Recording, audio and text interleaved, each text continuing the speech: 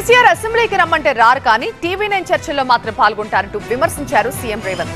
అటు గులాబీ బాస్ మాత్రం త్వరలోనే అసెంబ్లీకి వెళ్తాం, అధికార పక్షాన్ని చీల్చి చెండాడతామన్నారు. ఇద్దరు నేతల కామెంట్స్, డైలాగ్ వార్లు చూద్దాం.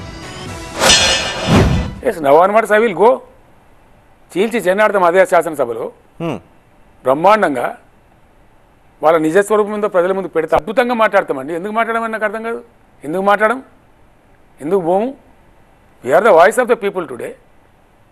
We will go and we will expose all their misdeeds.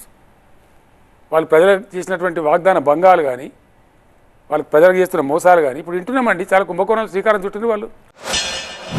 Assembly రాని దద్దమ్మలు, బడికి రాని బడి దొంగలు లాంటి వాళ్ళు.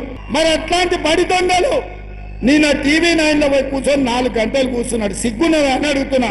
10 ఏళ్ళు ముఖ్యమంత్రి చేసిన ప్రతిపక్ష నాయకుడు అసెంబ్లీకి రాకుండా, సమస్యల మీద మాట్లాడకుండా, ప్రభుత్వానికి సలహాలు ఇవ్వకుండా, అసెంబ్లీలో మా కళ్ళలకు చూసే ధైర్యం లేక పారిపోయి టీవీ9లో కూర్చొని నిన్న ప్రగల్భాలు మాట్లాడుతున్నాడు.